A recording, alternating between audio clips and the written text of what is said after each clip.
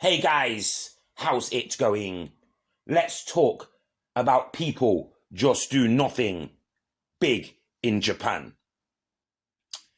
Over the last few weeks, or should I say weeks ago, I actually got to watch this film.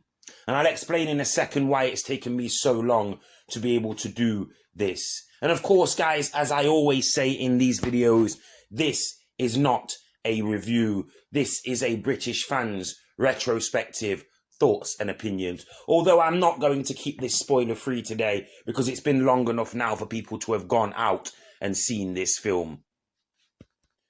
As I mentioned at the start, I watched this weeks ago. I was looking forward to seeing it, and I did see it, but I was also looking forward to telling you guys about it, especially the ones that are across the pond that might not be aware of this very popular British comedy that has now been turned into a film.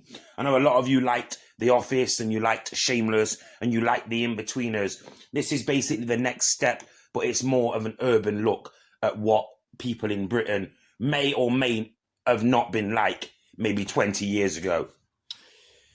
The reason why it's taken me so long to bring you this retrospective is because YouTube keeps limiting the ad revenue. Now, I've told you guys before, I'm not truly really that bothered about things like that, but it does actually dishearten you when you put 15 to 20 minutes work of constant talking and then having to keep editing, because these videos might only be 10 minutes long, guys, but you have to understand that sometimes these take me over an hour to be able to complete.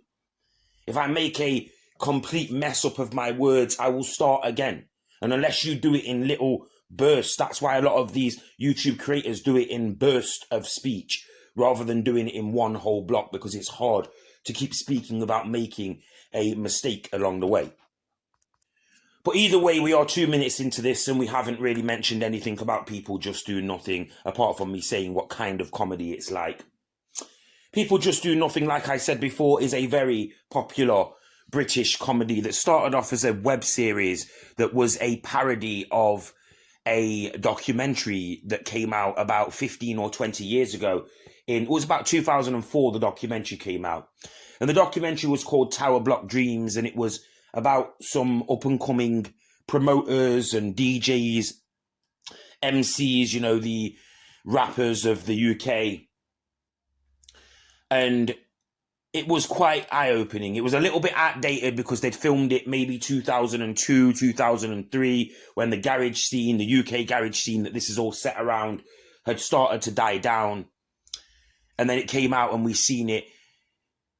These guys in this, they basically took the concept of that and then they basically turned it into a comedy, like a sort of fly-on-the-wall comedy where they act like they live in this bubble of being stars in this genre that is no longer a genre that's popular in England, but in their mind, they are the greatest artists, etc., etc., etc. They run a radio station called Corrupt FM. And this Corrupt FM probably reaches about as far as a usual tower block would, 200, 300, 400, 500 meters maybe. Maybe you'll get it up to a mile. Maybe some of the better ones would get it up to a couple of miles in a circular distance away from where they are, or sort of semicircle distance where the antenna was facing. And they'd be able to communicate with a couple of hundred, maybe a couple thousand people. And in their world of People Just Do Nothing, they are basically the biggest people in this genre. And of course, we know as the people watching that they're not, they're clueless. And it's set around a person called MC Grinder, formerly known as MC Sniper, because in the original Tower Block Dreams, he was called MC Sniper. But I'm going to fast forward a little bit because this is not a review of People Just Do Nothing. This is about the actual film of People Just Do Nothing big in Japan. And we are almost halfway through the allotted time of this video here. People Just Do Nothing big in Japan is an extension of the series that took place, as I just mentioned before, that started off as a web series and then turned into an actual series that was based on a parody of the Tower Block Dreams. And they got so popular that over the last few years, or just before the worldwide situation that happened in 2020, these guys started filming these scenes in Japan, and they were able to put together something that was actually quite entertaining. Now, like I said, in their mind, they are celebrities themselves, even though nobody worldwide even knows who these guys are. But luckily, they managed to get a chance to be able to become more famous, because their song, which is called, I think, Bang or something like that, the word bang is featured in it, was featured in a Japanese game show. Now, you know these wacky Japanese game shows, guys. This is what kind of game show that this was based on. Lycra, spandex, gunge, climbing, jumping, making a fool of yourself, those kind of Japanese game shows. It's basically based around one of them, or they've taken the song and put it as one of the, when you get eliminated from the show, they use that song. And they obviously wanted to find out who these people who made this song were. And they found out that it was obviously people Just Do Nothing, Corrupt FM, mainly Grinder, and of course Beats, because they're the people whose voices you'll hear on these songs, whereas the other people, you don't normally hear them. Although if you do listen to the Corrupt FM album sort of thing that they released a few months ago, it does actually feature some Chubody G songs. And if you're wondering who Chubody G is, Chubody G is the manager of Corrupt FM. But he's not really a manager. He's just a guy who basically sells his own stuff and works his behind off to become popular, because he's almost, in my mind, it's like almost like he's desperate for friends. Nonetheless, he is the, let's say, finger quote manager of Corrupt FM. And him alongside Beats, who's a DJ / MC, and then there's Decoy, who's a DJ, and then there's DJ Steves, who of course is a DJ. These are Corrupt FM, and they go to Japan.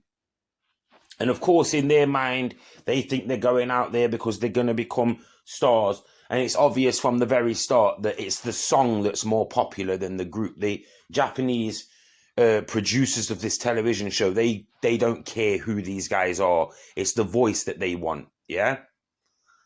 There's quite a few funny things that happen in the film, i.e. Mish thinking that she's going to Japan when she's not going to Japan. And we also get more of a development with the elephant in the room question that's been going on for the whole of People Just Do Nothing. And for those that are unaware, it's because Mish, who is Grinder's wife now, she's white, and so is Grinder. Grinder's basically white, but he's supposed to be Greek or Cypriot. I think it is Cypriot. And the daughter that Mish has her name is Angel, and she is clearly mixed raced. Yeah. Now, throughout the whole series, it's obvious that this is a behind the scenes like they're mocking the real character from the Tower Block Dreams, because I'm sure, if I'm not wrong, she had a mixed race daughter, even though she was going out with a white guy. But it was obvious that they'd been together since, like, they were together, why she had this mixed race daughter or mixed race child. And I think that's where they added that into People Just Do Nothing. But yeah, it's obvious that Decoy is the dad of this girl. Why this has still never come out and still never been spoken about is something that is weird to me. But yeah, we do actually get a little scene on that. There's a character called Taka, who is the spokesperson for the Japanese producers. And he basically gets into a war with Chubody G. And then in the end, Taka's ideas end up backfiring, because he is forced by the people who own the program to basically dress up, because Beats and Grinder have a fight and they end up storming out on each other. And the group obviously then breaks up. And we get a funny rendition of Dry Your Eyes, Mate by The Streets, sung by Steves and Beats, where Beats is really emotional. It's quite funny.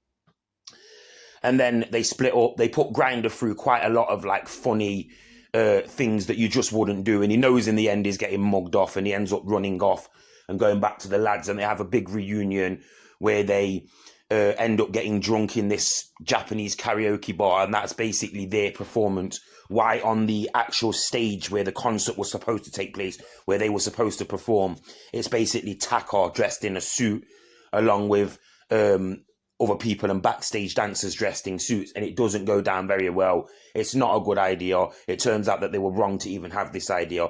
But these guys had a great time, and it was great to see the lads again. and this was very, very entertaining. And that is the end of the review part of this, or the retrospective part, should I say. I'm going to give this film an 8.5 out of 10, and I'm going to hope for the best and say that YouTube hopefully understands that I haven't said anything wrong in this, and this should not be limited.